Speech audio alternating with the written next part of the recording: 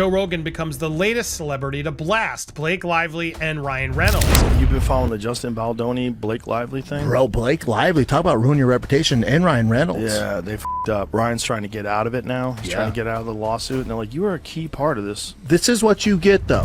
Zelensky was asked to leave the White House. Then he appeared on Fox News and said he thinks he can still salvage his relationship with President Trump, which is like Justin Baldoni saying, I'd love to work with Blake again.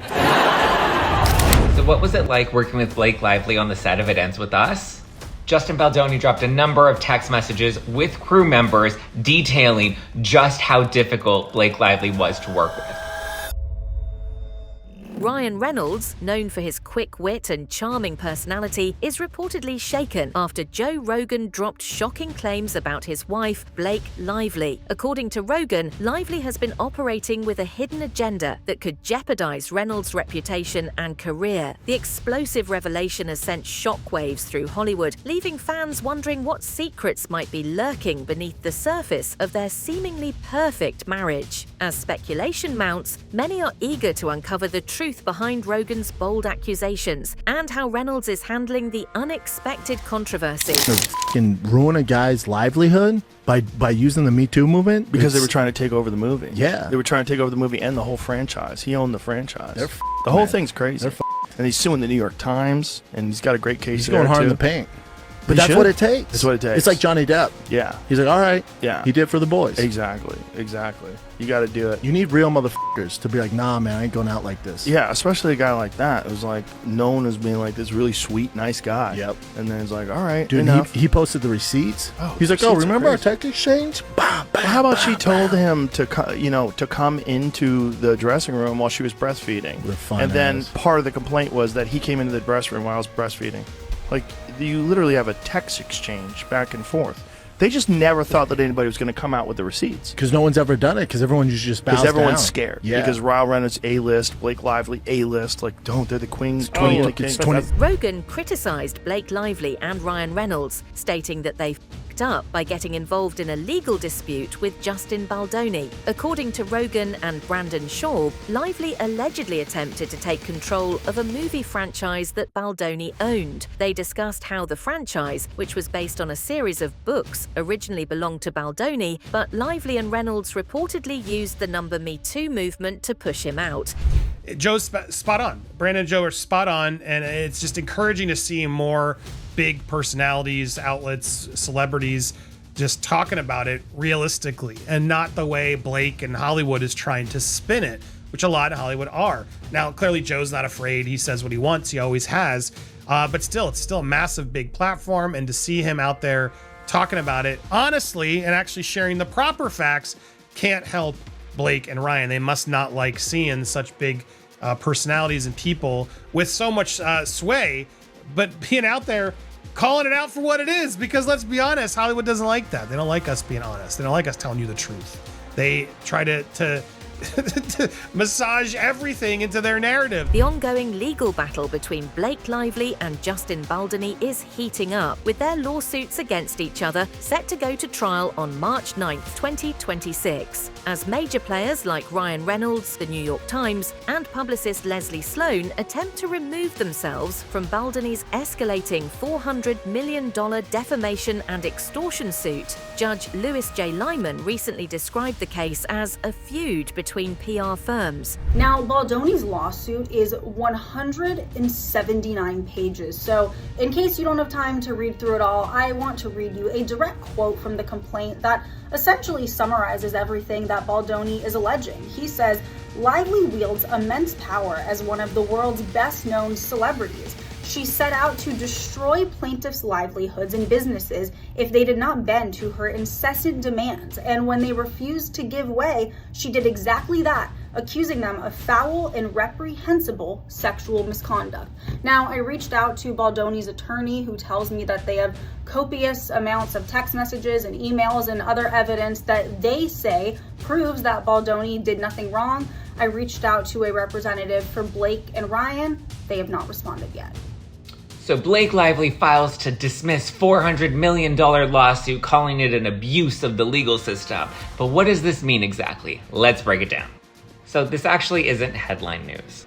Just this week, Ryan Reynolds also filed to dismiss the lawsuit, but what does it mean? So this is specifically referring to Justin Baldoni's lawsuit against them. They want the judge to dismiss Baldoni's lawsuit against them, like saying, hey judge, we don't deserve to be sued. Can you please just get him away from us?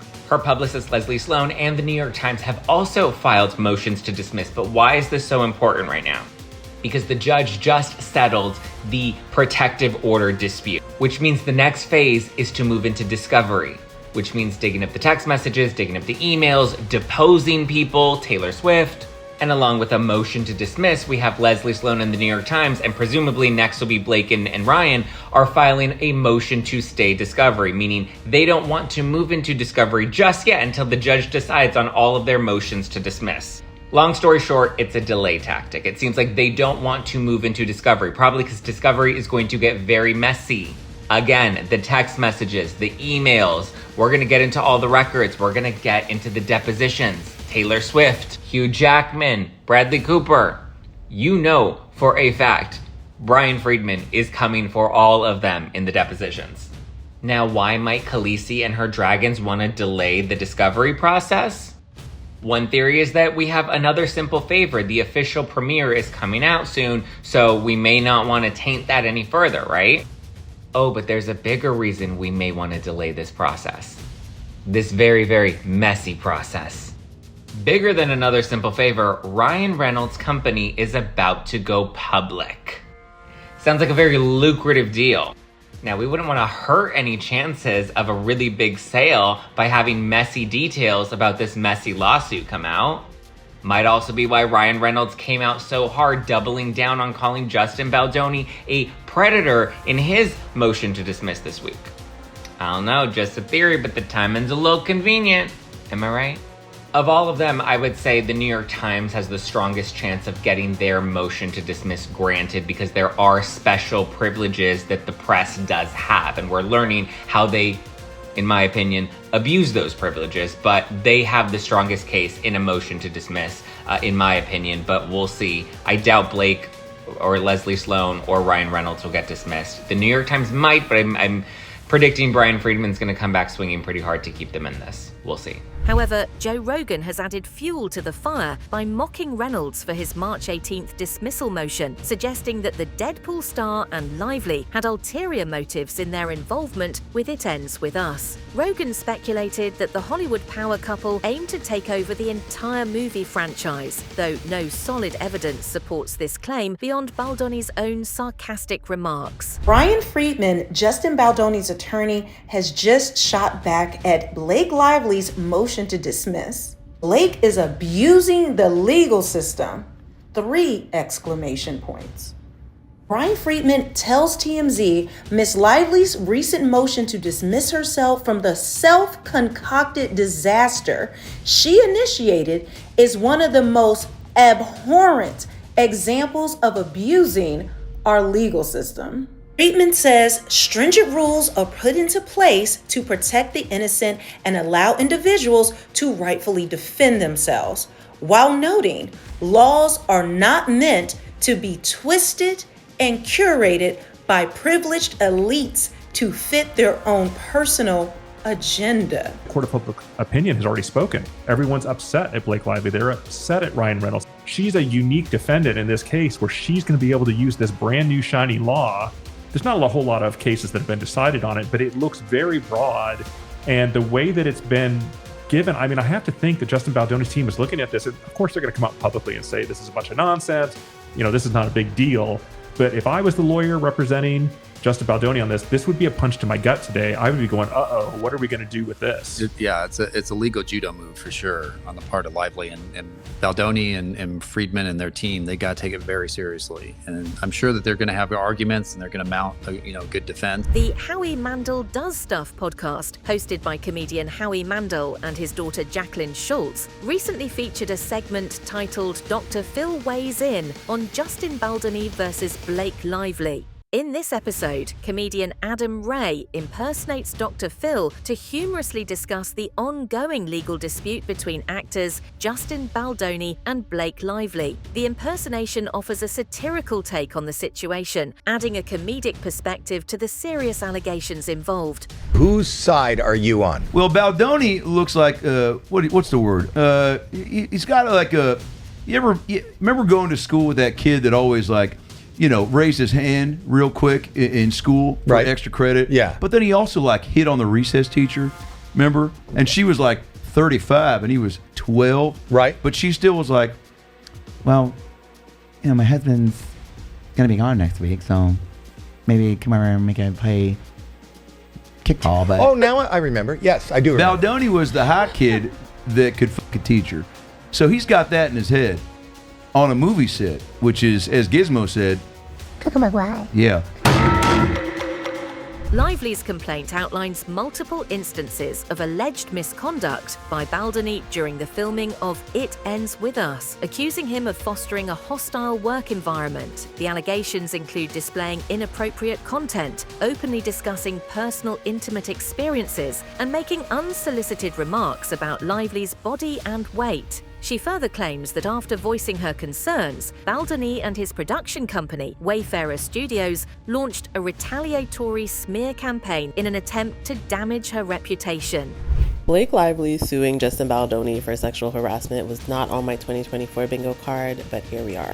In Blake's lawsuit, she is alleging there was a meeting that included her husband, Ryan, where she demanded no more showing of nude photos or images of women to Blake, no more mention of Baldoni's alleged previous porno addiction, no more discussions about sexual conquest in front of Blake and others, no further mentions of cast and crew's genitalia, no more inquiries about Blake's weight, and no more further mention about her father who passed away. It goes on to say no more adding of sex scenes and oral sex or on-camera climaxing outside of the scope of the script that she approved. Justin's lawyer basically said this was Blake's attempt to fix her negative reputation. As we know, this last year, she went from being a Hollywood sweetheart to basically being disliked by the fans. Meanwhile, Hassan Minhaj, who played Marshall in It Ends With Us, addressed speculation regarding on-set tensions among the cast. In an interview with Esquire, he stated, "I can't speak to other people's experiences, but everyone was very professional and kind to me. It was a great experience, and everyone was wonderful." Minhaj expressed surprise upon learning about the alleged conflicts, noting that he was unaware of any such issues during his time on set. The only It Ends With Us cast member that still follows Justin Baldoni has made a comment about all of the backlash the movie received, and some of the drama between Justin and Blake. Hassan, who plays the husband of Jenny Slate's character, said that he can't speak to anyone else's experience, but he said that his experience was that everyone was professional and easy to work with. He said it was lovely and everybody was lovely, and afterwards he just ended up feeling a bit disillusioned and confused about everything that was happening in the news. He said it was a very strange, bizarre year, and that as a comic he was definitely laughing at a lot of moments, which we can totally understand. This already adds to the weirdness that was going on within the cast with Jenny Slate just ignoring questions about Justin. Then Brandon Sklenar's comment about Blake and defending her. I feel like Hassan is giving us an inside look at what it was really like. He even said everybody was professional on set, basically denying that Justin was ever unprofessional. But I don't know. Let us know what you guys think in the comments. The legal disputes surrounding the film It Ends With Us have intensified, with crisis publicist Jed Wallace filing a $7 million defamation lawsuit against actress Blake Lively. Wallace, owner of the Texas-based firm Street Relations, alleges that Lively falsely accused him of orchestrating a digital smear campaign against her, causing significant harm to his reputation and business. I promise you, I've been trying to think of other things to talk about, but another day, another filing. And this actually has to do with one of the most interesting aspects of this entire case. Blake Lively is now being sued by Jed Wallace of Street Relations, Inc. He has said that she has cost him millions of dollars in reputational harm and is suing her for defamation. Lively's counsel released a statement saying that this is just someone else that's trying to sue her into oblivion for speaking out, and that they are confident that this will get dismissed, which I find that to be really interesting because this is someone that they alleged in her original complaint was really responsible or had a part in allegedly the whole astroturfing because they alleged that Wallace was responsible for planting negative comments and negative story. This lawsuit adds complexity to the ongoing conflict between Lively and her co-star and director Justin Baldoni. Lively's legal team has dismissed Wallace's claims as retaliatory, asserting that they are in response to her prior misconduct and retaliation complaint filed against Baldoni. They maintain that Wallace's lawsuit lacks merit and anticipate its dismissal. Which Wallace has maintained that he had no part in any negative PR tactics against Lively. Which it was interesting that her defense basically was like, oh, this is nothing, it'll get dismissed, yada, yada, yada, because in her filings, they said that Wallace was the one who weaponized a digital army. I don't know if that's a direct quote, but basically that it was either real accounts or possibly bot farms. I don't really know. I probably need to read that again. But basically that was orchestrated by Wallace and, other members of Baldoni's team. Which, if I was naming someone who, had taken part in this, alleged astroturfing, I'd be like, yeah, see you in court. Can't wait to find out your method. I don't know. Maybe that's probably not the most professional response, which is also probably why I'm not a lawyer and I'm here on TikTok right now. Blake Lively's legal filings include an incident where she claims a man entered her room while she was breastfeeding without permission. Contradictory reports suggest that Lively had, in fact, granted permission for the individual to enter. This discrepancy raises questions about the accuracy of allegations and the potential for misunderstandings in high-stress environments. Imagine for a second, you invite a man to your trailer, you're breastfeeding. You say, you can come in, but you got to turn around. So he, knock, knock, I'm here. Come on in. Turn around. He locks eyes with you. And the second it takes for him to turn around. And you add that to the lawsuit. Blake Lively. Gossip girl. You must be stopped. That man was standing and staring at the wall. Singing show tunes to himself for all we know, counting stars, counting specks of dust and paint. And you said that was sexual harassment. At this point, you gotta blame it on Ryan Reynolds. Say he wanted the idea for a movie. Say that he thought that it was gonna be a funny ha moment. You know how he jokes. Say we all know how he jokes because it's not working. You doomed us. However, multiple reports suggest that Blake's alleged bullying behavior on the set of A Simple Favor created a toxic work environment, with Assistant Director Barbara Seaman claiming she was forced to resign due to the distress caused by Lively's conduct. As these claims emerge alongside other legal disputes, they raise serious questions about Lively's professional ethics and treatment of colleagues. Blake Lively was the reason an assistant director quit A Simple Favor. Allegedly, of course. And we learned this from Henry Golding's post. Henry Golding, who was in A Simple Favor, made a post with the poster for another Simple Favor. And under his post, Barbed Wire TV had commented, "I worked with you on the first one. My experience with everyone was absolutely amazing except for a certain someone who is the reason I quit being an AD. Guess who that person is. Wish you all the best with this though." And Barbed Wire TV went on to say, "I want to avoid attention around this, but I will say she was cruel to many. I know I cried my way home many nights because you try so hard to please someone who is never pleased and puts you down constantly. I can't believe it's actually getting back at her. Karma is real." And Barbed Wire TV, whose real name is Barbara Jaworski, definitely seems to work in the production world. And for further proof, here's her IMDb. Seems to be under her maiden name. Says she's known for Barbed Wire TV, which obviously that's even her account name. Under projects, you'll see A Simple Favor. She was the 4th assistant director. So not only did we learn that she quit, but apparently she made many people cry behind the scenes, allegedly.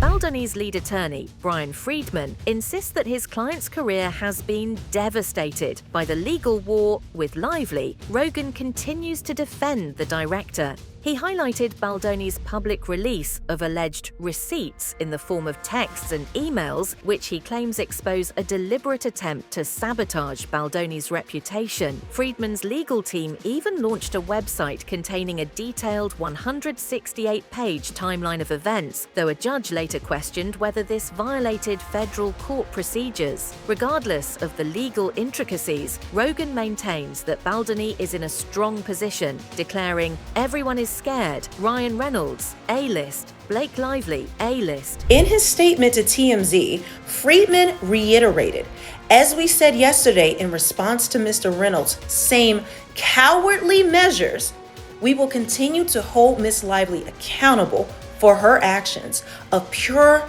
malice, which include falsely accusing my clients of harassment and retaliation. Friedman summed it up by saying Blake's fantastical claims will be swiftly debunked as discovery moves forward, easily disproved with actual evidentiary proof. Are you going to sue Blake Lively too? Into oblivion, Megan. Wait till you see this lawsuit. It's all going to be based on evidence. It's not going to be just a lawsuit. It's going to be the kind of lawsuit that is full of evidence, admissions, documents, which prove exactly what she did and how she bullied her way through the process to take over the movie and used her PR people to try and destroy Justin. There's a number of different defendants here. Stephanie Jones will be all over this complaint. That is the PR agent who was supposed to be working for Justin Baldoni. Leslie Sloan, who's another PR agent who will be part of this lawsuit. That was Blake Lively's. Blake Lively will be sued, and we're carefully considering other people that will be sued also. Ryan Reynolds, for sure. If Joe Rogan's claims are true, what could this mean for Ryan Reynolds and Blake Lively's future? Is there a hidden agenda at play, or is this just media hype? Drop your thoughts below.